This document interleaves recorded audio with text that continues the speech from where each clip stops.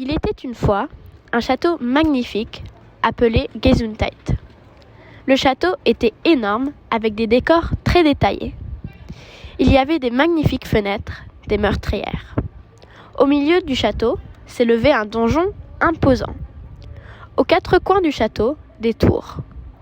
Le château appartenait au puissant seigneur de Gesundheit qui vivait avec sa femme Gertrude et son fils Robert. Le château était entouré d'une forêt très grande et magique, peuplée d'animaux fantastiques.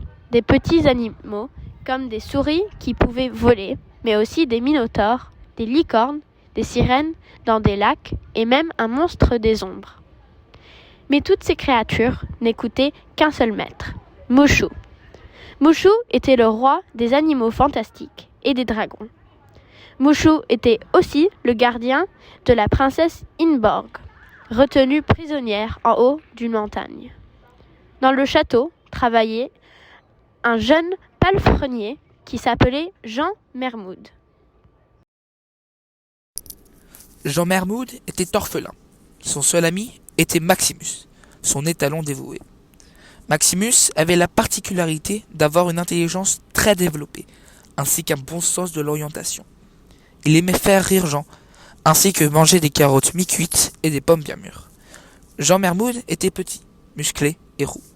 Il avait les yeux bleus et des vêtements détruits et troués. Ses chaussures, il n'en avait pas, et ses pieds étaient en piteux état. Il passait ses journées à côté des chevaux, à les soigner et les nourrir. Il était autonome et avait le sens de l'humour. Sa plus grande priorité était la politesse. Il persévérait et n'abandonnait jamais. Cependant, Jean Mermoud avait des défauts. Il était têtu, rancunier et parfois susceptible. Mais il était très obéissant. Quand il était petit, Jean vivait avec ses parents, dans une petite cabane à la lisière de la forêt enchantée du château, près d'une rivière. Seulement, un jour, son père partit combattre pour le Seigneur en croisade. Il mourut. Sa mère, l'apprenant, mourut de chagrin quelques mois plus tard. Jean apprit à se débrouiller tout seul. Et à 18 ans, il réussit à travailler pour le Seigneur, dans les écuries, en tant que palefrenier. Mais le rêve de Jean Mermoud était de devenir chevalier. Pendant son temps libre, il essayait de s'entraîner au combat. Tous les jours, Jean enviait tous les valeureux chevaliers qu'il voyait près du château. Il se demandait comment ils s'entraînaient et se comportaient sur le champ de bataille. Un jour, Jean Mermoud fut invité à participer à un tournoi pour devenir chevalier. Des barons, ducs et comtes organisaient le tournoi pour trouver un nouveau chevalier vaillant. Jean y participa dès qu'il en entendit parler. Il voyait qu'il y avait beaucoup d'autres participants qui avaient probablement les mêmes intentions. Il l'entendit jusqu'à ce qu'on l'appelle son nom. Il monta sur Maximus et prit sa lance, mit son armure et partit vers son premier adversaire. Les lances se heurtèrent contre les écus. Ils repartirent à la charge et Jean gagna. Plusieurs duels eurent lieu et Jean gagna facilement, ainsi que d'autres participants jusqu'à la finale. Finalement, il arriva dans l'arène pour combattre Otto von Endelberg, son ultime adversaire. Les lances se cassèrent. Les deux combattants récupérèrent de nouvelles lances et répartirent au combat. La lance d'Otto s'abattit sur l'écu de Mermoud. Les lances restèrent intactes. Cette fois, Mermoud fracassa l'écu d'Otto. Puis, ils descendirent pour combattre épée contre épée. L'épée d'Otto frappa contre le bras de Jean Mermoud et celui-ci tomba à terre.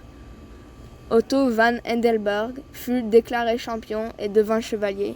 Impressionné par la performance de Jean Mermoud, les barons lui dirent qu'il pourrait avoir une seconde chance pour devenir chevalier.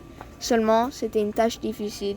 Il devait libérer la princesse Ingeborg Anstatter au sommet du Zugspitze. Jean Mermoud accepta sans hésitation, car il cherchait l'amour aussi. Il se réjouit et soigna son bras fracassé en pensant à la princesse qu'il devait sauver et l'aimait déjà beaucoup. Des grands obstacles attendaient le pauvre valet Jean Mermoud. Après des semaines de recherche, le fidèle Jean Mermoud était à bout de force. Au crépuscule, il prit donc la décision de se reposer à côté d'un arbre.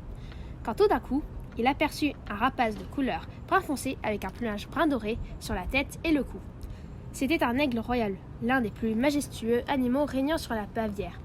Cet oiseau rôdait continuellement autour de la tête du palefrenier. Jean comprit donc que c'était un signe et le suivit. Après quelques minutes, dans l'obscurité fut totale, le paysan perdit toute trace de l'oiseau et décida de se reposer au pied d'un chêne. Le matin même, il suivit les traces où l'oiseau avait disparu. Après quelques heures, il parvint au seuil d'une montagne. Il entendit une voix, mais une voix très bizarre, comme si c'était une voix d'animal. Puis il trouva un lynx qui lui parlait.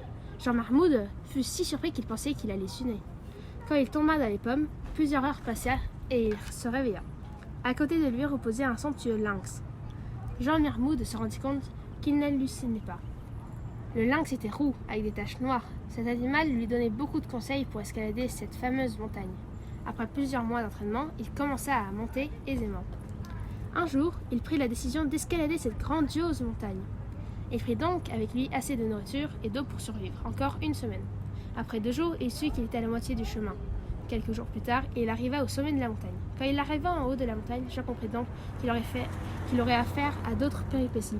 Devant lui se trouvait une épée. Il la prit, et tout d'un coup sortit une bête féroce, au cou long avec un corps d'écaille. Grâce à son entraînement intense, il poignarda l'imposant dragon, lui coupa la tête. Quand la bête fut morte, il accourut au donjon, mais à son grand désespoir, il lui manquait la clé. Il courut jusqu'à la tête du dragon et trouva dans la bouche la clé. Après avoir déverrouillé la porte, il trouva la princesse Ingeborg Henseter endormie. Le palefrenier la réveilla doucement en lui chantant un poème. Tant que je vivrai, mon cœur battra pour toi. Mon amour coincé derrière ce mur de méchanceté. Réveille-toi, mon amour, pour te jeter dans mes bras. Un dragon ne m'arrêterait pas pour te voir une seule fois. Ça me fait mal de savoir que tu es resté coincé sans moi. Ouvre tes yeux pour que je puisse me noyer dans ton regard. Jean et Ingeborg firent connaissance et discutèrent pendant des heures. Jean ne cessait de regarder les lèvres rouges de la princesse. Elle parlait de sa grande aventure en haut de la montagne et comment elle était tellement rassurée de voir un brave jeune homme. Elle regarda Jean, puis soudainement tout son visage devint rouge. Il prit la princesse par la taille et l'embrassa délicatement. Jean Mermoud tomba amoureux très vite d'Ingeborg Hansdotter et ils partirent en cheval vers le château de Jean Mermoud. Au loin, ils virent un vieux sorcier nommé Merlin qui s'avança vers eux.